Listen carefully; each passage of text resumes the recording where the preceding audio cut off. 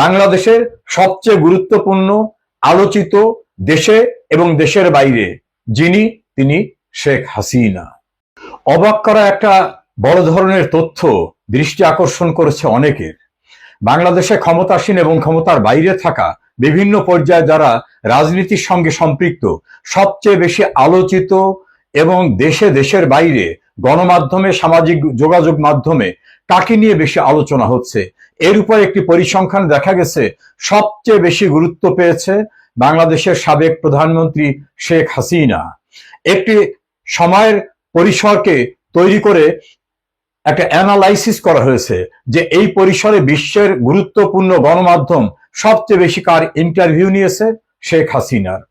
শেখ হাসিনাকে ঘিরে যত আলোচনা ইউটিউব সহ বাংলাদেশের টেলিভিশন, বেসরকারি, সরকারি বিভিন্ন প্রতিষ্ঠানে যত আলোচনা হয়েছে, এত আলোচনা দেশের প্রধানমন্ত্রী অথবা সাবেক প্রধান উপদেষ্টা অথবা যারা ক্ষমতার বাইরে আছেন তাদের কাউকে নিয়ে হয়নি।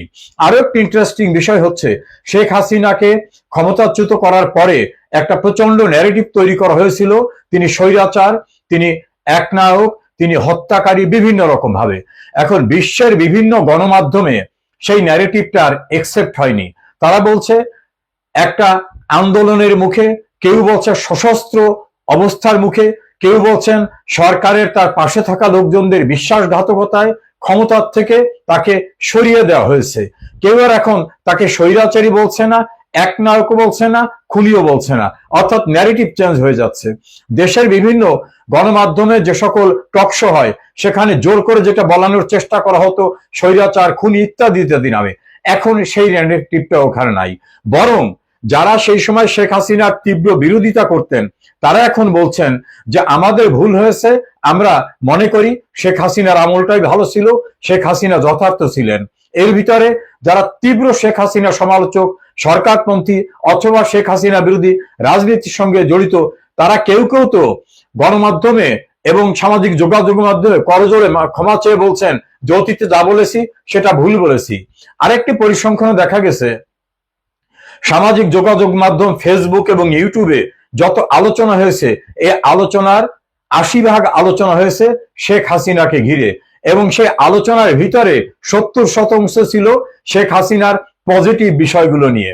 কনসাইজলি বলা যেতে পারে ফেসবুক, ইউটিউব, টুইটার, বিশ্বের এপি, রয়টার সহ অন্যান্য গণমাধ্যম, ভারতের বড় বড় গণমাধ্যম, বাংলাদেশের বিভিন্ন টেলিভিশনের টকশো, সবকিছু মিলে সবচেয়ে বেশি আলোচনায় প্রাসঙ্গিক এবং গুরুত্বপূর্ণ যে নামটি, সেই নামটি শেখ হাসিনা।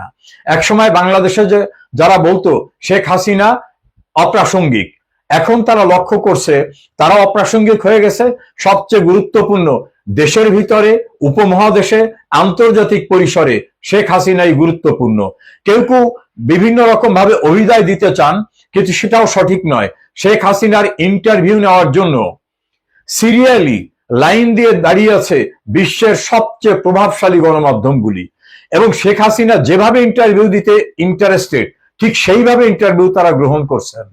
অর্থাৎ শেখ হাসিনা ইন্টারন্যাশনালি, সাবকন্টিনেন্টে, বাংলাদেশে এখন যে সবচেয়ে গুরুত্বপূর্ণ এবং প্রভাবশালী তা প্রমাণিত হয়েছে বিভিন্ন অ্যাসেসমেন্টে, সার্ভেতে, যে বাংলাদেশে সবচেয়ে গুরুত্বপূর্ণ ব্যক্তি শেখ হাসিনা।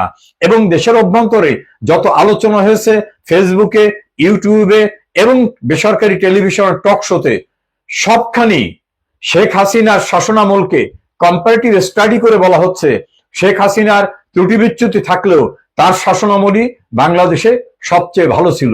আমরা সংক্ষিপ্ত সারে বলতে পারি বাংলাদেশের সবচেয়ে গুরুত্বপূর্ণ আলোচিত দেশে এবং দেশের বাইরে যিনি, তিনি শেখ হাসিনা। তো আজকে এই পর্যন্তই, কিন্তু প্রশ্নগুলো এখানেই শেষ নয়। এই দেশ, এই রাজনীতি, এটা আমাদের সবার। আপনি, আমি, আমরা সবাই মিলে গড়ে তুলব সচেতনতার একটা মঞ্চ। আপনার ভাবনা, আপনার চিন্তা এবং আপনার মতামত আমাদের দরকার। তাই কমেন্টে লিখে জানান এই মুহূর্তে আপনি কি ভাবছেন এবং আপনি কোন দিকে তাকাচ্ছেন। এটা একটা ভিন্ন মতের প্ল্যাটফর্ম। এখানে প্রশ্ন করার সাহস আছে, সত্যের পেছনে ছুটে চলার স্পর্ধা আছে। চ্যানেলটি ভালো লাগলে অবশ্যই সাবস্ক্রাইব করে পাশে থাকুন, কারণ একটা ক্লিকেই হতে পারে হাজারো অন্ধকার ভেদ করে আলো খোঁজা শুরু। ফিরছি পরের পর্বে আরো খোলামেলা বিশ্লেষণ নিয়ে। সে পর্যন্ত সবাই ভালো থাকুন, সুস্থ থাকুন। আল্লাহ হাফেজ।